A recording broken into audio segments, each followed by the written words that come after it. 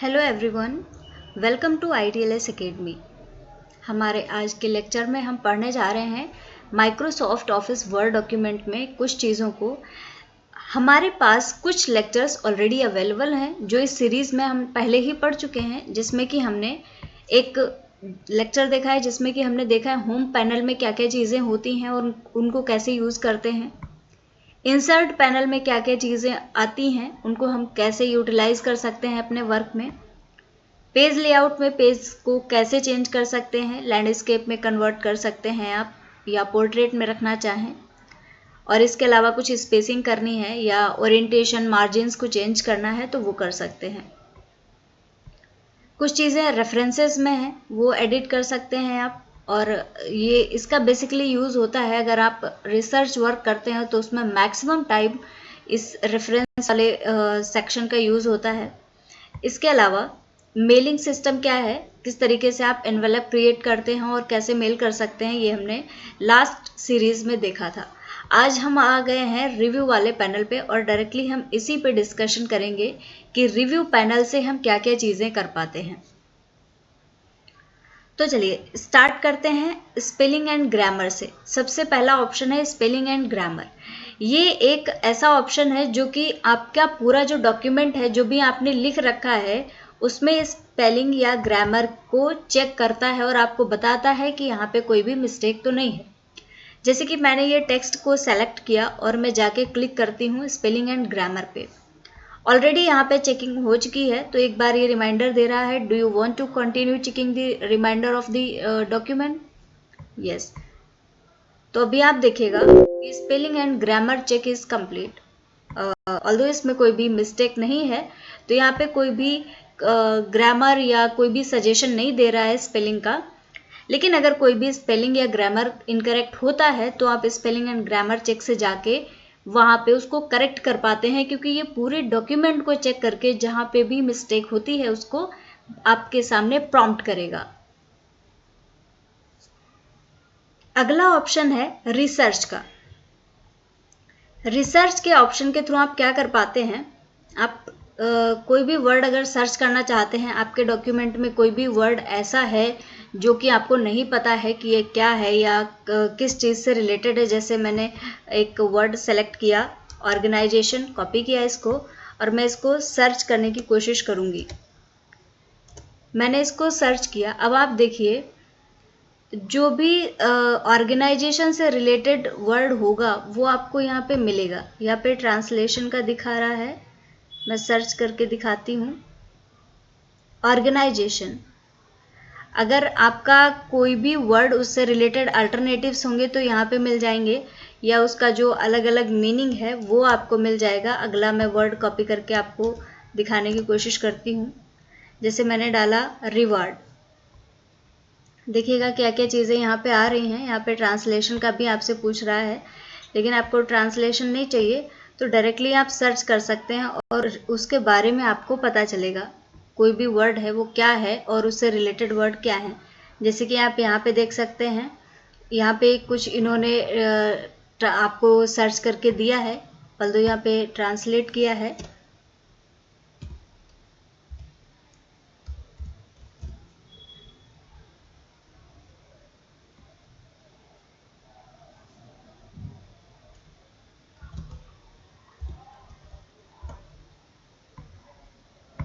यहाँ पे मैंने सिलेक्ट किया है हिंदी, तो यहाँ पे अगर ट्रांसलेट आप करना चाहेंगे तो ये आपको उस वर्ड का ट्रांसलेट करके भी दिखाएगा। रिवॉर्ड का मतलब होता है पुरस्कार। देखिएगा यहाँ पे वो चीज़ आ गई है। हालांकि ये जो रिसर्च में है इसमें आपको कोई भी चीज़ है, कोई भी वर्ड है, उसका आपको मीनिंग जानना है, आप डायरेक्टली सर्च कर सकते हैं। उसकी लैंग्वेज भी चेंज कर सकते हैं और लैंग्वेज चेंज का इसके अलावा भी ऑप्शन आता है, मैं दिखाती हूँ। नेक्स्ट ऑप्शन है, ये ऑप्शन है जो कि आपका कोई भी वर्ड है उससे रिलेटेड वर्ड्स को बताता है।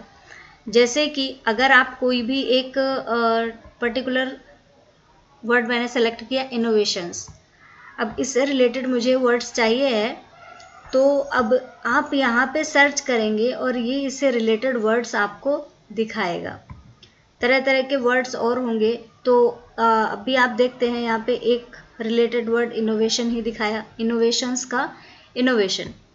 इसके अलावा आप अगर डायरेक्टली इसको कॉपी करना चाहते हैं या जिस जगह पे आपने सेलेक्ट किया है वहाँ पे इसको इंसर्ट करना चाहते हैं तो कर सकते हैं। और इसके अलावा भी अगर आप कुछ जगह पे सर्च करना चाहते हैं तो आपको यहाँ पे एक ऑप्शन मिलेगा ऑल रेफरेंस बुक। यहाँ पे जाके आप और भी जगह पे इसके बारे में पढ़ सकते हैं। जैसे कि मैंने ये वर्ड सेलेक्ट किया है और इसको मैं सर्च करके देखती हूँ तो इसका रिलेटेड वर्ड अकम्प्लिश दिखा रहा है।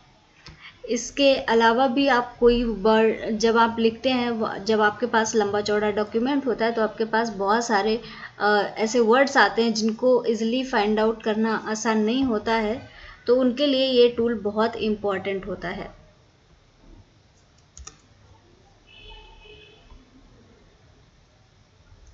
ओके, नेक्स्ट है ट्रांसलेट। ट्रांसलेट में क्या करेंगे, आप कोई भी एक अपना पर्टिकुलर जो आपने फाइल बना रखी है, जो आपका डॉक्यूमेंट है, उसका कोई भी वर्ड है या कोई भी जो सेंटेंस है उसको आप सेलेक्ट करते हैं और अगर उसको ट्रांसलेट करना चाहते हैं तो यहाँ से जाके उसको ट्रांसलेट कर सकते हैं। यहाँ से ट्रांसलेट होके आएगा, आप जो लैंग्वेज सेलेक्ट करेंगे आपको उस लैंग्वेज में मिलेगा। यहाँ पे हिंदी में सेलेक्ट कर रखा है तो इसने हिंदी में ट्रांसलेट के दिया है। जैसे कि ITLS एकेडमी के बारे में जो बातें लिखी हैं यहाँ पे, उसी चीज़ को उसने हिंदी में ट्रांसलेट कर दिया है। आप इसे अगर इंसर्ट करेंगे तो ये आपके वर्ड फाइल में इंसर्ट भी हो जाएगा। तो देखिएगा कितना आसान है चीज़ों को करना वर्ड के MS वर्ड के थ्रू। तो चलिए, उम्मीद है आपको ये समझ में आ गई होगी। ट्रांसलेट करने का ऑप्शन, इसमें बहुत सारी लैंग्वेजेस हैं, आप लैंग्वेजेस को सेलेक्ट कर सकते हैं। यहाँ पे मैंने हिंदी लगा रखा है तो हिंदी में आ रहा है। इसके अलावा अगर आप कोई भी लैंग्वेज सेलेक्ट करते हैं, बहुत सारी लैंग्वेजेस है अप्रॉक्सीमेटली और languages are given over here, तो आप उनमें से कोई भी सेलेक्ट कर सकते हैं और उसी लैंग्वेज में आपका टेक्स्ट आ जाएगा जिसको कि आप डायरेक्टली इंसर्ट कर सकते हैं या फिर कॉपी कर सकते हैं।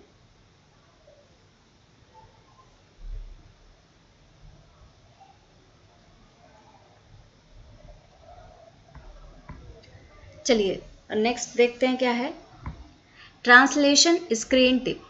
इसमें क्या है, जब आप कोई भी वर्ड ट्रांसलेट करते हैं और ट्रांसलेट करने के बाद में आपको उसमें कोई चेंजेस करने हैं तो आप ये ट्रांसलेशन स्क्रीन टिप को ओपन करते हैं और इससे क्या होगा, जो भी आपने वर्ड ट्रांसलेट किया है ये आप वहाँ पे कर्सर ले जाएंगे और ये टिप देगा जो अगली लैंग्वेज में उसको आप कैसे ट्रांसलेट कर सकते हैं और जो आपने ट्रांसलेट किया है उसमें क्या मॉडिफिकेशन कर सकते हैं। इसके अलावा सेट लैंग्वेजेस का भी ऑप्शन है जिसको कि आप कोई भी ग्रामर या स्पेलिंग चेक के लिए भी यूज़ कर सकते हैं। जैसे कि मैंने ये टेक्स्ट सेलेक्ट किया है और सेट लैंग्वेज पे मैं करूँगी तो आप किस लैंग्वेज में इसको देखना चाहते हैं ये सेलेक्ट कर सकते हैं और इसको आप लैंग्वेज सेट कर सकते हैं यहाँ से।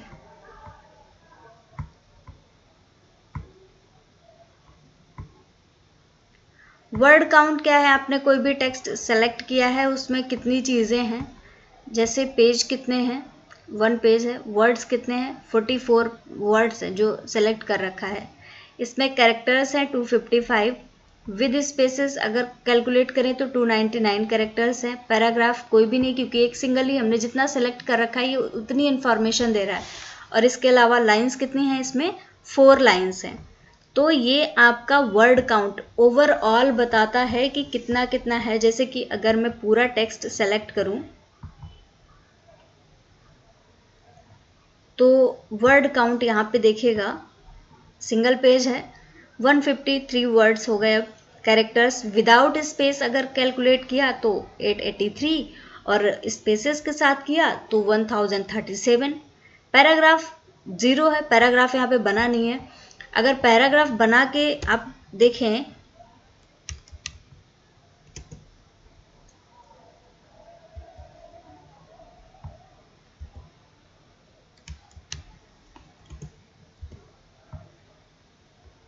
अभी मैं कोशिश करती हूँ दिखाने की।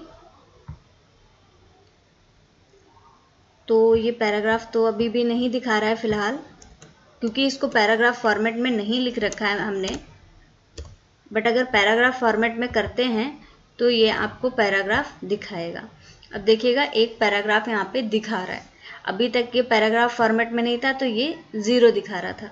लाइंस कितनी हैं? यहाँ पे 10 लाइंस हैं, तो आपको वो भी कैलकुलेट करके दिखा रहा है। तो आप इससे डायरेक्टली पता कर सकते हैं कि कितनी लाइंस हैं, कितने कैरेक्टर्स हैं, कितने वर्ड्स हैं, स्पेसेस कितनी जगह पे आपने प्रेस किए हैं, कितने स्पेस हैं, विद स्पेस, विदाउट स्पेस कितने कैरेक्टर्स हैं।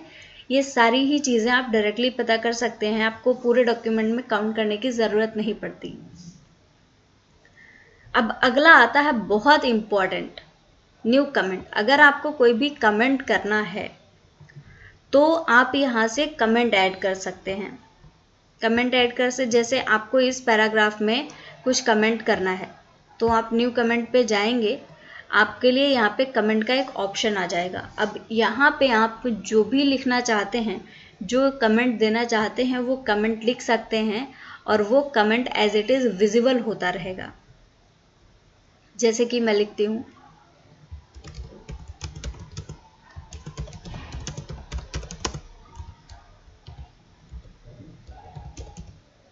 ओके, अब ये मैंने कमेंट लिख दिया।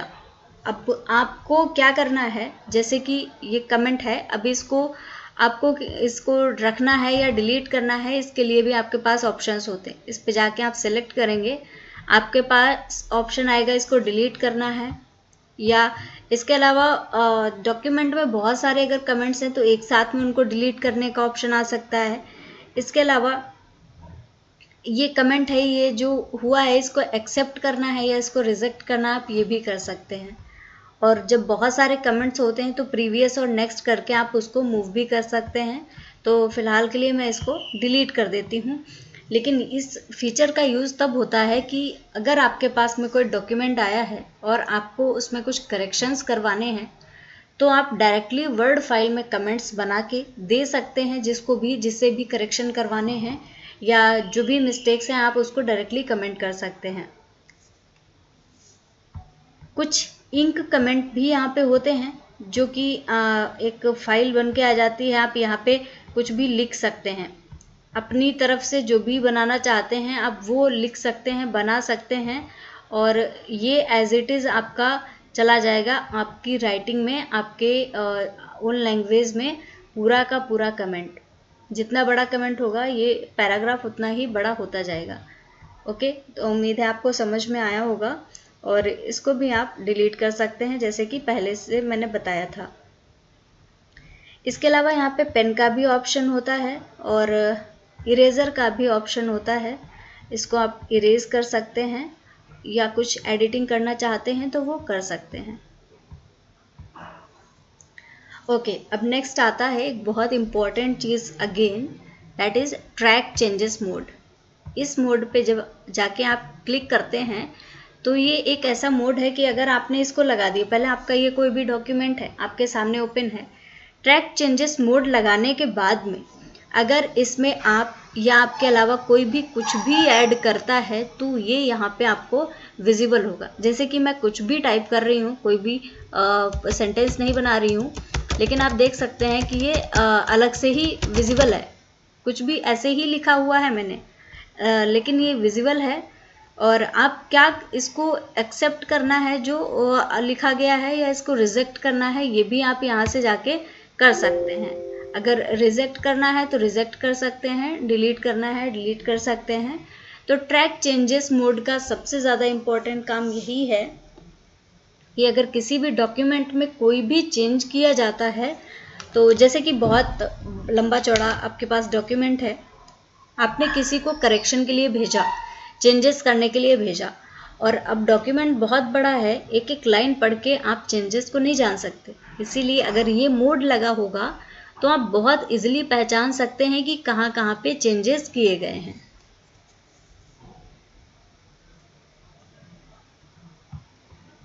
नेक्स्ट है बैलून्स।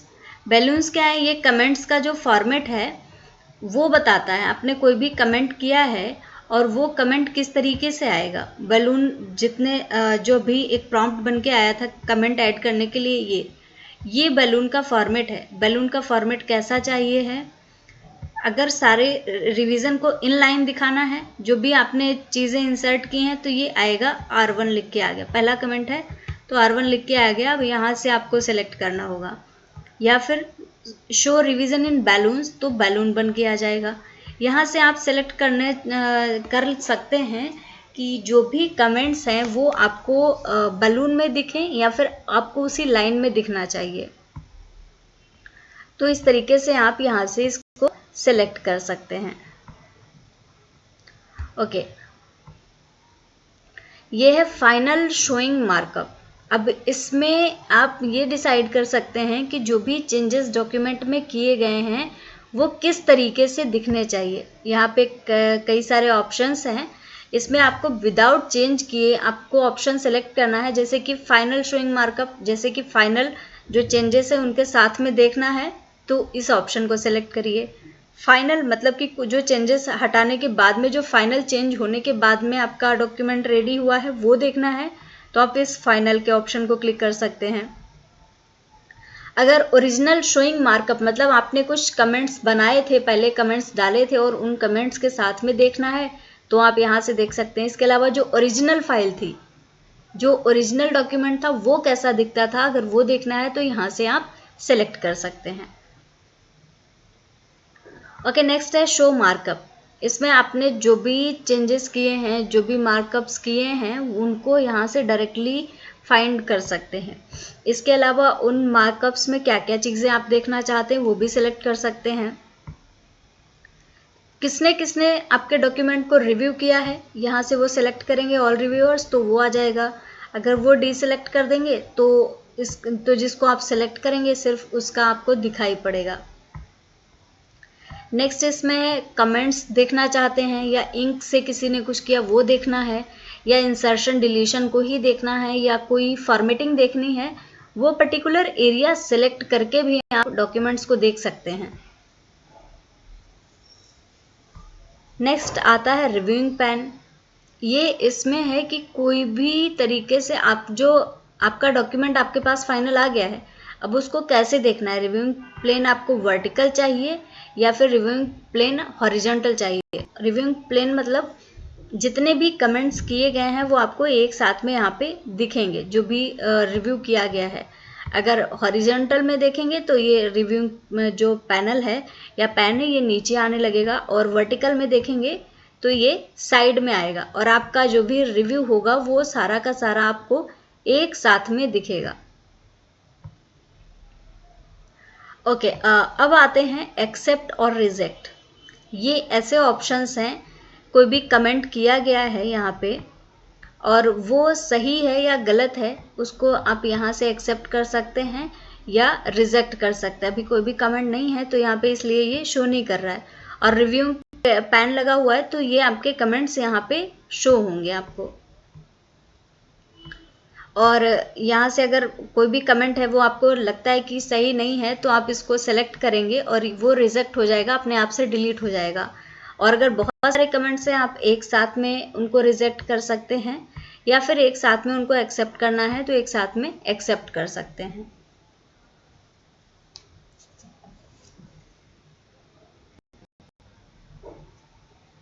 यहाँ से आप कमेंट्स में पहले या प्रीवियस या नेक्स्ट कमेंट की तरफ या डॉक्यूमेंट्स की तरफ जा सकते हैं।